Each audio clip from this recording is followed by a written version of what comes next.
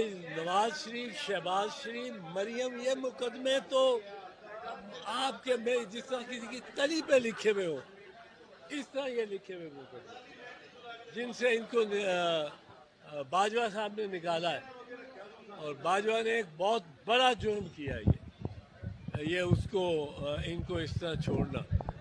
اور میں یہ سمجھتا ہوں کہ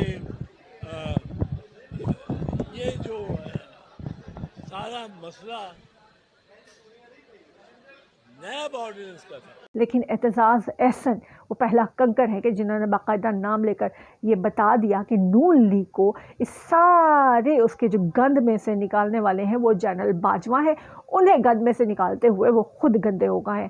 جنرل باجوہ مجرم ہے. نواز شریف، مریم نواز، شہباز شریف، حمزہ شہباز کو ایسے کیسز میں بری کر دیا جو کرسٹل کلیئر کیسز سے جن میں ان کو سزائیں بنتی تھی. یہ کہنا ہے چودھری اعتزاز احسن کا. السلام علیکم، میں ہوں فضل سجاد. پاکستان تحریک انصاف بہت عرصے سے واویلا کرتی چلی آ رہی ہے.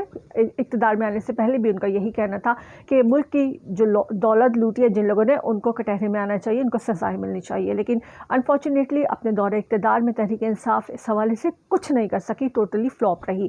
اب جبکہ رجیم چینج آپریشن ہو چکا، اس کے بعد جو گورنمنٹ آئی، اس میں خاص طور پر نون لیگ نے نیب کے سارے قوانین بلکہ انفراسٹرکچر ہی بدل دیا، اور جس کے بعد سے ان کے تمام کیسز ختم ہوتے چلے جا رہے ہیں. وہ لوگ بری ہونے کے ساتھ ساتھ الیکشن لڑنے کے لیے اہلیت بھی انہیں ملتی چلی جا رہی ہے، اور وہ پاکستان سے باہر بیٹھ کر اپنی مرضی کے اسٹیٹمنٹ بھی دے رہے ہیں. تو ان سب کا ذمہ دار کون ہے؟ ہر بندے کے پاس ایک ہی جواب ہے، لیکن ابھی تک نام لینے کی ہمت کوئی نہیں کر پایا تھا. مختلف اشاروں کنایوں کا استعمال کیا جاتا تھا. کبھی XYZ کہا جاتا تھا، کبھی نیوٹرل کہا جاتا تھا، کبھی ہینڈلرز کہا جاتا تھا. لیکن پانی میں پہلا کنکر مار دیا ہے چودھری اعتزاز احسن نے. پاکستان پیپلز پارٹی سے جن کا تعلق بے نظیر بھٹو کے بہت ہی قریبی سمجھے جاتے تھے، ان کے رائٹ ہینڈ چودھری اعتزاز احسن جو کہ بیرسٹر ہیں، قانون دان ہیں، قانون کو سمجھتے ہیں. کل انہوں نے کورٹ کے باہر کھڑے ہو کر یہ بات کہی کہ جنرل باجوہ مجرم ہے. جب انہوں نے پہلی بار ان کے بارے میں جملہ کہا تو صاحب کا استعمال کیا، اور دوسری بار جنرل باجوہ صاحب بھی نہیں کہا، صرف نام دیا. یعنی وہ اس قدر غصے میں ہے اس حوالے سے. اور ان کا کہنا تھا کہ وہ ایسے کیسز جو کہ تلی پہ لکھے ہوئے، یعنی ہتھیلی پہ، پام پہ لکھے ہوئے، اور جو نوشتہ دیوار جسے ہم سمجھ لیں، تو اس میں جنرل باجوہ نے ان سب کو باہر نکالا.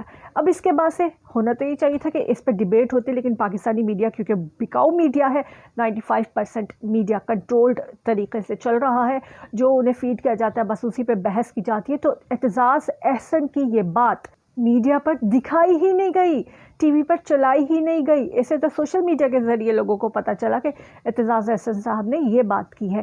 یعنی کہ پاکستانی ٹی وی چینلز اس وقت بدترین جانبداری کا مظاہرہ کرتے ہوئے ہر وہ اسٹیٹمنٹ کہ جو اس وقت پی ڈی ایم یا پھر ان کے ہینڈلرز کے خلاف ہو وہ بالکل نہیں چلاتے، اس پر بات ہی نہیں کرتے. اور اگر کوئی بات سامنے آ بھی جائے، مجبوری میں لانی بھی پڑے، تو اس کا سٹانس ایسے چینج کر دیا جاتا ہے کہ اصل مدعے کے بجائے کسی اور بات پر لمبی لمبی بحث شروع کر دی جاتی ہے، اور اس کا رخ کہیں سے کہیں موڑ دیا جاتا ہے. سوشل میڈیا کے ذریعے لوگوں کو پتہ چلا کہ چودھری اعتزاز احسن نے باقاعدہ نام لے کر جنرل باجوہ کو مجرم ٹھہرایا ان تمام کیسز میں جو کہ نون لیگ کے خلاف تھے، ان کو بری کرنے میں. ایک طرف پاکستان تحریک انصاف کے لوگ ہیں جو چودھری اعتزاز احسن کو ویل اینڈ گڈ کہتے ہوئے وائرل کر رہے ہیں ان کی اسٹیٹمنٹ، لیکن دوسری جانب ایک بہت بڑی تعداد ان لوگوں کی ہے جو چودھری اعتزاز احسن پر ٹرینڈ چلا رہے ہیں، ان کی کردار کشی کی جا رہی ہے، ان کے خلاف گندی زبان استعمال کی جا رہی ہے. اور یہ کون لوگ ہیں؟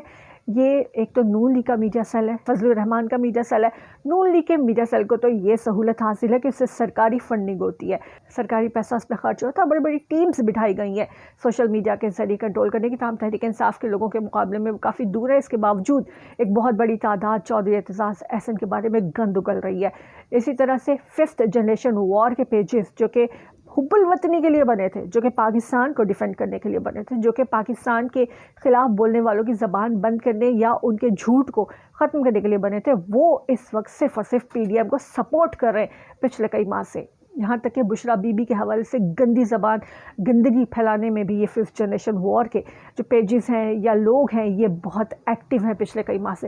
ان ادر ورڈز ہم یہ کہہ سکتے ہیں کہ ISPR جس پر خوش ہوتا تھا، جس پر فخر کیا کرتا تھا، وہ 5th جنریشن وار کے کی بورڈ ویریئر، وہ کی بورڈ مجاہدین جو کہ پاکستان کے ڈیفنس کے لیے کام کیا کرتے تھے، وہ اس وقت پچھلے کئی ماہ سے عمران خان کے حوالے سے، تحریک انصاف کے ورکرز کے حوالے سے، اور خاص طور پر بشرا بی بی کے حوالے سے گندی ترین زبان استعمال کرنے اور واहियात باتیں پھیلانے میں مصروف ہیں. یعنی 5th جنریشن وار اب کہاں لڑی جا رہی ہے؟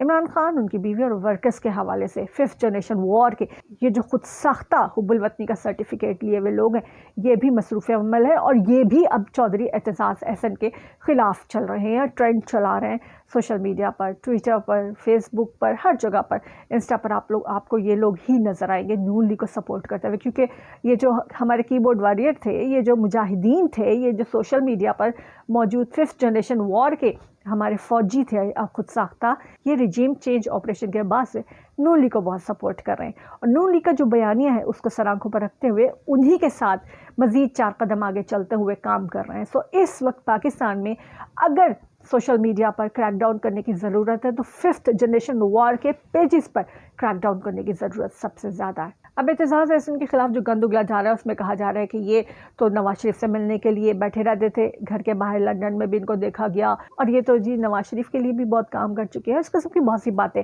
تو بات یہ ہے کہ نواز شریف نے تو ہائی جیک کی تھی وکلا کے لیے جو لانگ مارچ نکالا گیا تھا، اس کے لیے سارا کام تو چودھری اعتزاز احسن سمیت باقی لوگوں نے کیا تھا. اینڈ آف دا ڈے اسے ہائی جیک کر لیا تھا نواز شریف نے. تو اس لیے یہ کہنا کہ وکلا تحریک یا عدلیہ کی آزادی کی تحریک نواز شریف نے چلائی تھی ٹوٹلی غلط ہے.